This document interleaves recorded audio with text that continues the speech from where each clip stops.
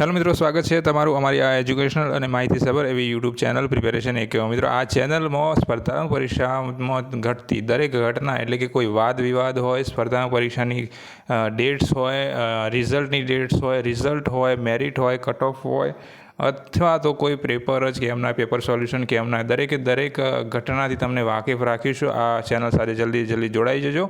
જો ના જોડાયા હોય તો મિત્રો, પ્રીવિયસ વિડીયોમાં ભયંકર સપોર્ટ અને કહી શકાય એન્ગેજમેન્ટ આપવા બદલ આપ સૌનો આભાર.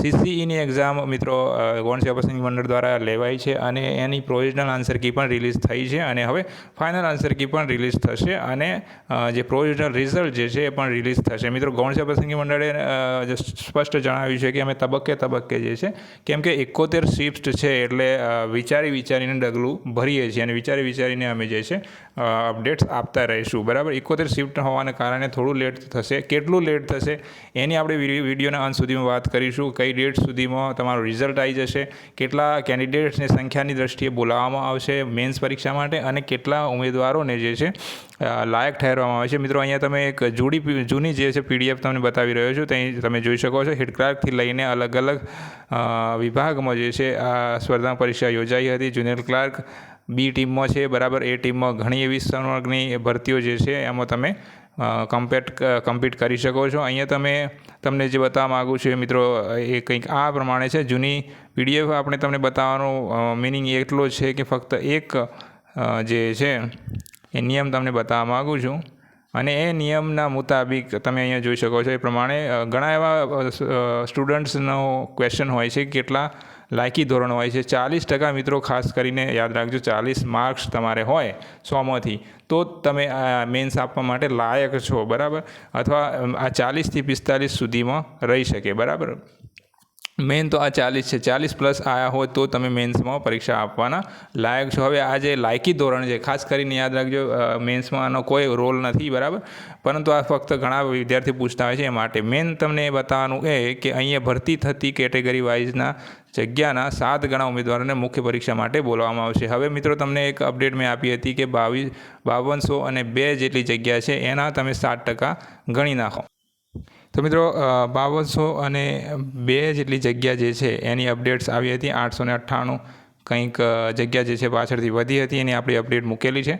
તો આ પ્રમાણે એના 7 ગણા ઉમેદવારોને જે છે અહીંયા બોલાવવામાં આવશે. મારું મિત્રો જે મંતવ્ય જે છે એ એવું છે કે 36,000થી લઈને 41,000 સુધી કેન્ડિડેટ્સને જે છે બોલાવવામાં આવશે. બરાબર, એટલા કેન્ડિડેટને એટલી સંખ્યામાં કેન્ડિડેટને જે છે મેન્સ માટે લાયક ઠેરવામાં આવશે. બરાબર, અહીંયા સ્પષ્ટ લખેલું છે કે ગ્રુપ A અને ગ્રુપ Bની મુખ્ય પરીક્ષા માટે લાયક ઉમેદવારોની અલગ યાદી તૈયાર પ્રસિદ્ધ કરવામાં આવશે અને એના 7 ગણા ઉમેદવારને મુખ્ય પરીક્ષા માટે બોલાવવામાં આવશે.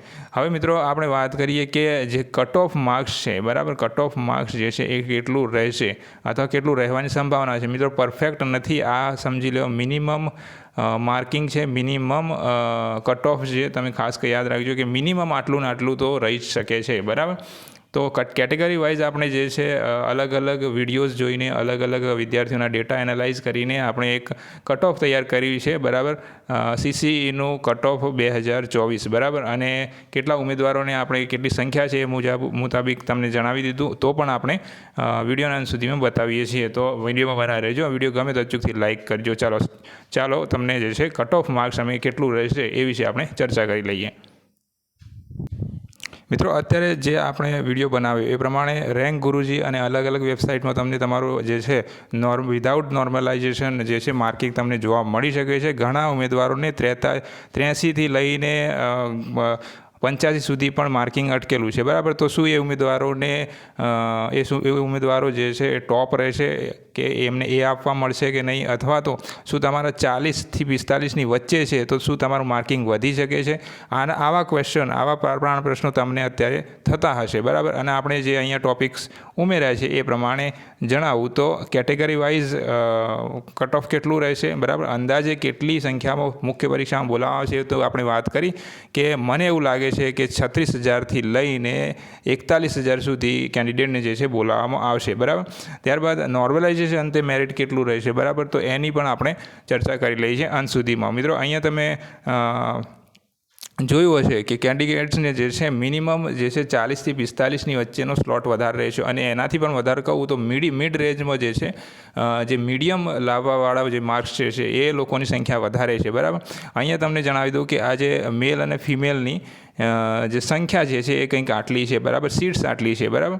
તો અહીંયા જોઈ શકો છો 2200 જનરલ મેલ માટે છે. EWS મેલ માટે જે સંખ્યા જે છે વેકેન્સી છે એટલી છે 535 છે. 1394 જે છે OBC માટે છે, બરાબર. SC માટે 343 છે અને ST માટે 729 છે, બરાબર. ફિમેલમાં તમે જોઈ શકો છો 703, 155, 434, 94 અને 221 જેટલી જગ્યા જે છે ફિમેલ માટે છે, બરાબર.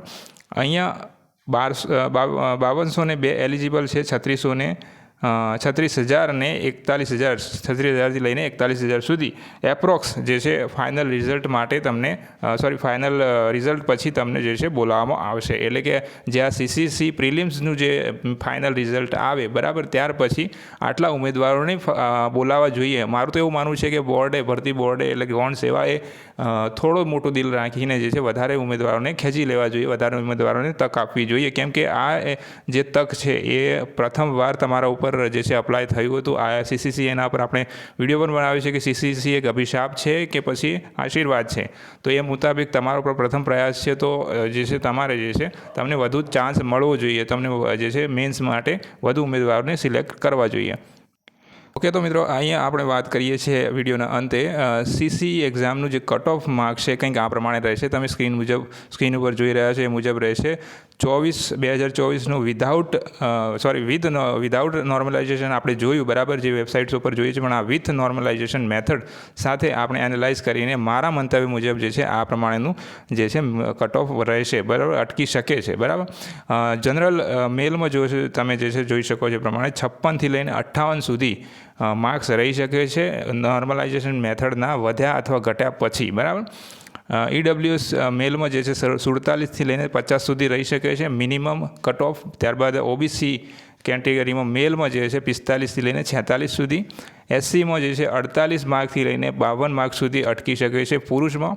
અને STમાં જે છે 42થી લઈને 44 સુધી મેરિટ અટકી શકે છે, કટ ઓફ અટકી શકે છે. ફિમેલમાં તમે જોઈ શકો છો 54થી લઈને 56, EWSમાં 45થી લઈને 47 સુધી, OBCમાં 44થી લઈને 45 સુધી અને 46થી 48 સુધીમાં SC ફિમેલનું કટ ઓફ અટકી શકે છે. સૌથી કહી શકાય કે ઓછું ST ફિમેલમાં 40થી લઈને 42 સુધી. મિત્રો ખાસ યાદ રાખજો, આ કટ ઓફ જે છે એ કટ ઓફ માર્ક્સ જે છે એના આધારે આપણે તૈયાર કર્યું છે. કેટલાક વિદ્યાર્થીઓના ડેટા લઈને જે અલગ અલગ શિફ્ટની આપણો અંદાજ કર્યો છે.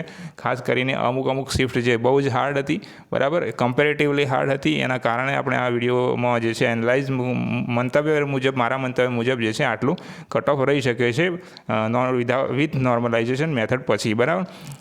અમારું જે આ કટ ઓફ માર્ક છે એ ફાઇનલ નથી, આખરી નથી. આનાથી બહુ જ વધી શકે છે અથવા બહુ જ ઘટી પણ શકે છે. જે કહી શકાય બેંક્સની એક્ઝામ હોય છે એમાં 10 માર્ક પણ વધેલા છે, 10 માર્ક પણ ઘટેલા છે, બરાબર. 5 માર્ક પણ વધેલા છે, 5 માર્ક ઘટેલા પણ છે. બની શકે કે તમારું જે માર્કિંગ છે એમાં 2 માર્ક્સનો ઘટાડો પણ થાય, 2 માર્ક્સનો વધારો પણ થાય.